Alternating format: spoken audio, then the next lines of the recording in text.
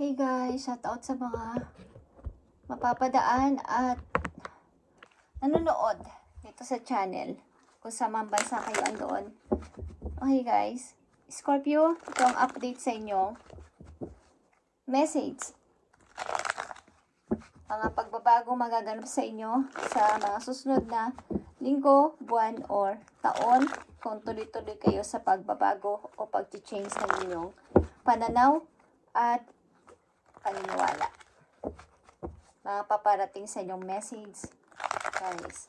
Okay. Ibigay mo sa mga Scorpio ang paparating na mga mensahe ayon sa kanilang sitwasyon dahil sila ay malinaw na ang kaisipan para sa pagbabago at pag-alis sa mga tao hindi na bagay sa kanilang buhay o nagpapahirap sa kanilang buhay.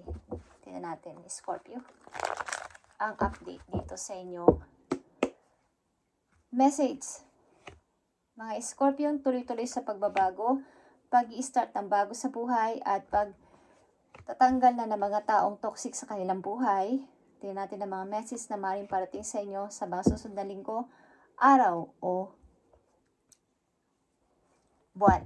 Okay. So kayo ay tuloy-tuloy sa sa masayang pamilya na inyo, kung anong meron kayong pamilya sa ngayon, kasama inyong friends o magulang or kapatid sa inyong pagbabago. Maaaring wala na kayong asawa, kasama niyo yung mga anak na pinapalaki niyo to ng merong masayang kapaligiran. Wala mang ama, wala mang ina, naman inyong kasarian, Scorpio, is pinapanatili niyo yung happiness, yung kakontentuhan sa paligid. Hindi nararamdaman na inyong mga anak na wala silang tatay, wala silang nanay, sapagkat kayo ang ama't ina ng inyong mga anak. Okay? Andito ang 10 of Cups. Full ito na masaya. At may pagbibigayan. Okay guys? So, mga paparati itong message sa inyo, simula sa araw na to, sa mga Scorpio na talagang nagbabago na gusto ng bago sa kanilang buhay at tuloy-tuloy na gusto na nilang maging bagong Scorpio. So, tingnan natin, guys, ang inyong message. O mga dapat ninyong tandaan o dapat ninyong gawin. Ang susunod na message. Dapat ninyong tandaan o dapat ninyong gawin kung may ma-encounter kayo mga ganitong bagay o sitwasyon. Dapat ninyong malaman. Sa mga Scorpio, tuloy-tuloy na sa pagtatransform, pag-change galing sa nakaraan at gusto na ng bago sa kailang buhay. Gusto na ng katahimikan o peace of mind. Ang dapat nilang tandaan o ingatan.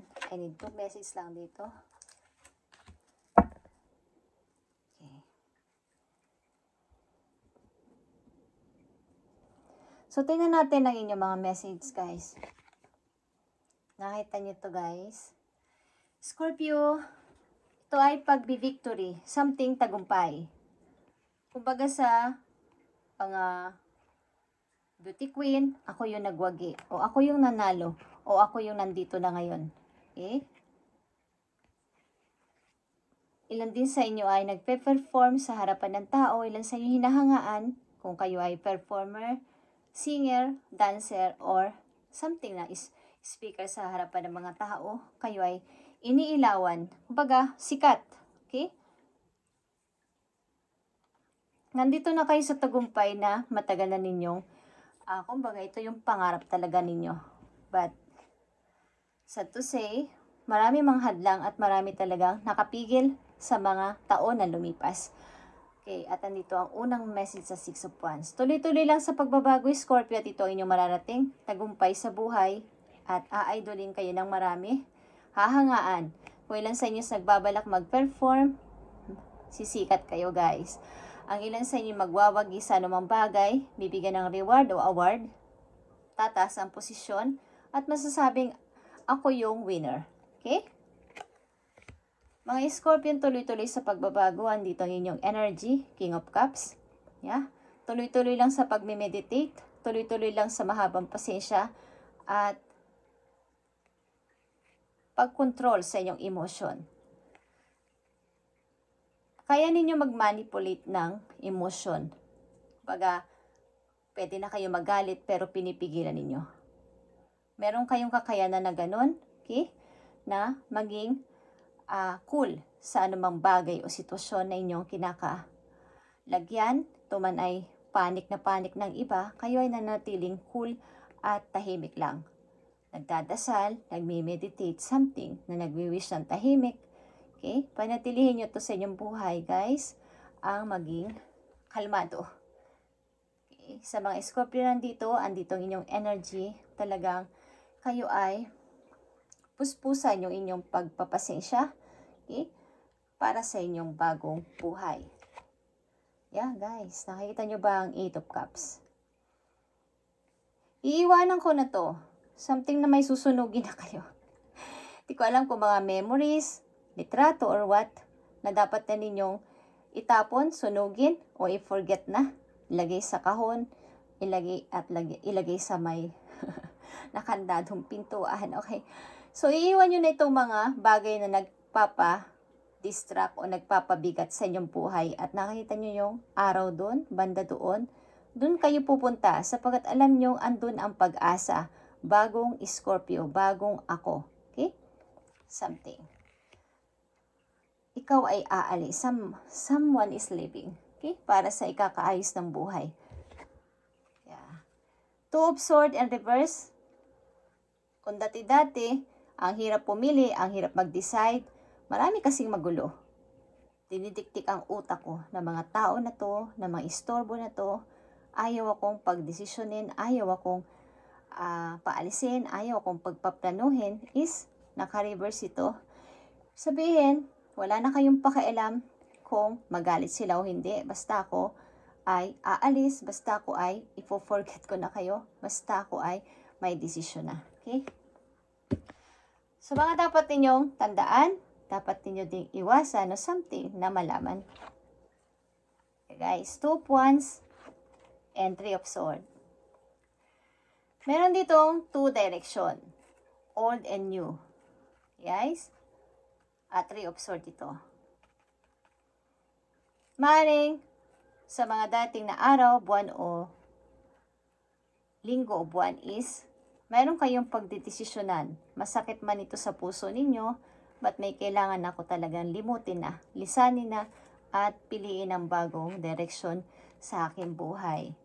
Okay? Mag-build ng bagong empire. Okay, Scorpio.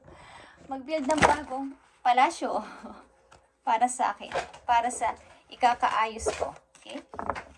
Sapagkat may gumuho na, kailangan ko na ng bago. Kung hindi ito fit sa akin, ang trabaho na to, kung hindi ko to, hindi na ako masaya dito, hindi na okay ang lahat ng mga kasama ko, is kailangan ko na mag-isip-isip para sa bago kong sa future, okay? Lang guys, something na may gumuho talaga.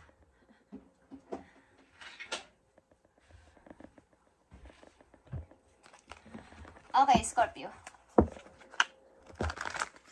Tingnan natin naman naghihintay sa inyo about sa inyong career or finances. So, may mga taong umalis sa buhay ninyo, lumisan, iniwan kayo sa ere, is wala na kayong pakialam doon. Basta malaga, gagawin ko ng gusto ko this time. Uunahin ko na muna ang sarili ko. Okay, Scorpio. Tingnan natin. Yeah. Andito ang wisdom, Scorpio. Ibig sabihin nito, tigilan nyo na yung pag-iisip na baka magkamali ako, baka hindi ako maging perfect sa aking susunod na tatrabahuhin, iisipin, paplanuhin, gagawin is tama na yun. Kailangan kayong mag-take ng risk para malaman nyo kung may kaayusan ba, tama ba, or what. Sapagkat pagpunta nyo doon o pag gagawin nyo isang bagay na yun, meron na kayong dalang experience, hindi na kayo zero. Okay? Kaya alam nyo na kung dati kasi nadapa ako. Kasi yun yung daan na dinaanan ko. So, meron na kayong experience na hindi na kayo ulit dadaan doon sapagkat malubak, sapagkat maputik. Alam nyo na kung paano ang gagawin, paano ang technique, paano ang strategy, para hindi na kayo ulit magkamali. Okay? So, yun yung halimbawa doon. So, tigilan nyo na yung pag-iisip-isip na kailangan maging perfecto ako. Okay lang magkamali, at least trinay. Okay lang magkamali sapagkat doon mag-i-start ang pagiging isang perfecto ng isang tao. Kaya may kasabihan, the more na nagpa-practice ka, doon ka magiging perfect. At magiging mas mautak, mas maraming experience, okay, sa pagpa-practice. So, dapat hindi ma-delays itong inyong finances na to sa pamagitan ng inyong pag-iisip na baka malay ko. Okay, huwag nyo na isipin yung sana, baka, or huwag na muna. Kailangan, pag naisip nyo at may chance, kunin nyo na agad, i-grab nyo na kaagad at i-try. Okay?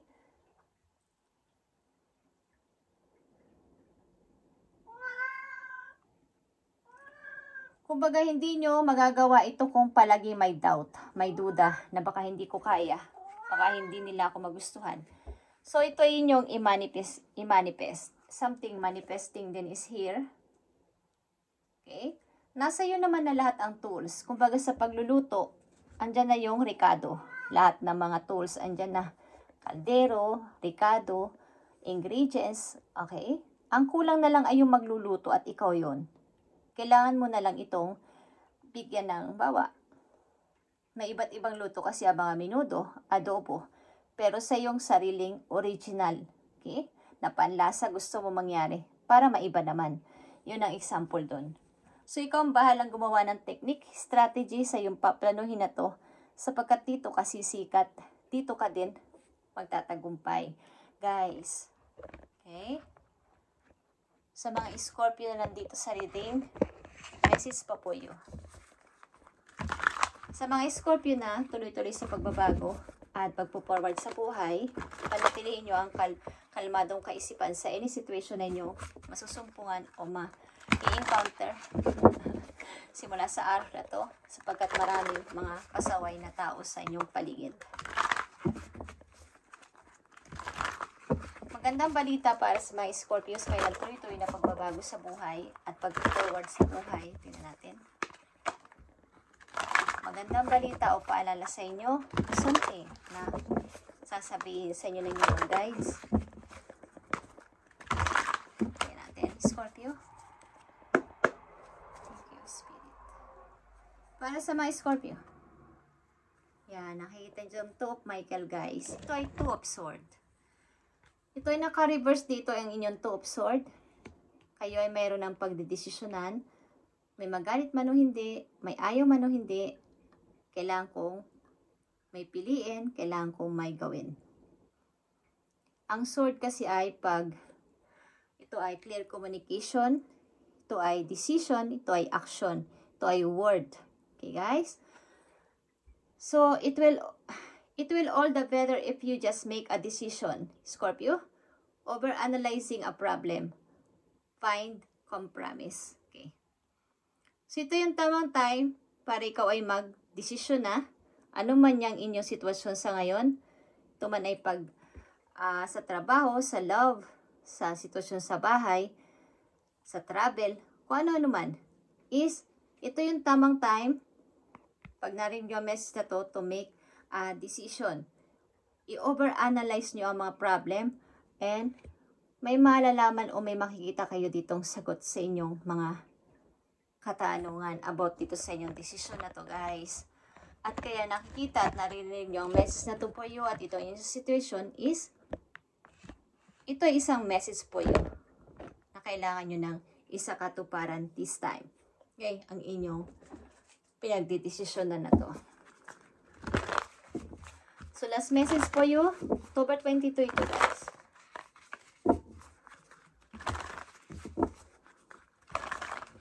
Kumbaga, nasa iyo na talaga ang tools. Kailangan mo na lang ay kumilos at mag-decide. At ikaw yung inihintay nila para magsagot ng oo o hindi.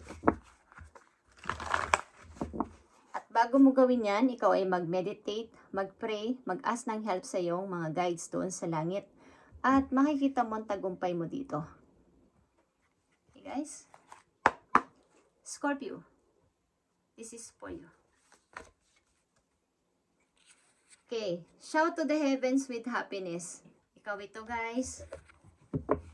Pagsigawan mo na masaya ako sapagkat andito na ako, Lord. Narrow pathways for you, tread through fully. Ano man ang iyong takot, makakarating at makakarating ka doon sa dulo kong tuloy-tuloy ang pag-forward, Scorpio. Ano man itong kinakatakutan mo, o ito ay pala, itong bridge kasi na ito ay umuuga. Something na gumagalaw-galaw habang naglalakad ka is, dahan-dahan is mararating at mararating mo pa rin ang finish line o yung dulo sa paglalakad mo o pagtawid mo dito. Okay, at napakaganda niyan, pagtawid mo.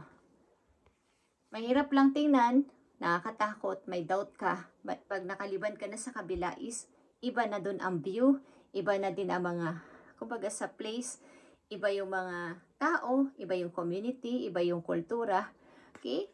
So, paano mo malalaman yung banda doon sa kabilang dulo kung hindi ka magtitake ng risk para tumawid?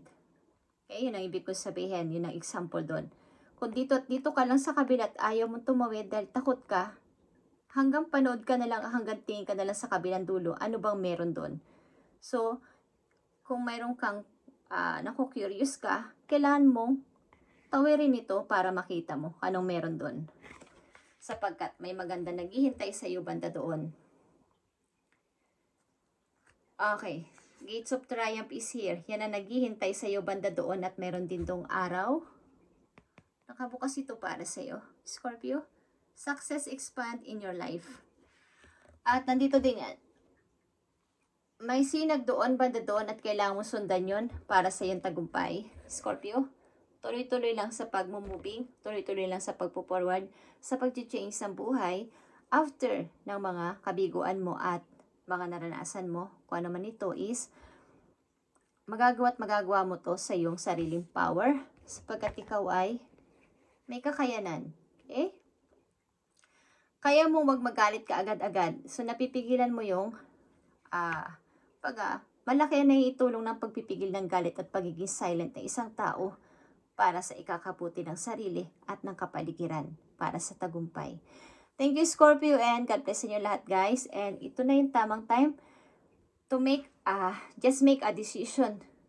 I-overanalyze mo ang problem at mahahanap mo ang sagot dito. At ikaw lang ang alam nito.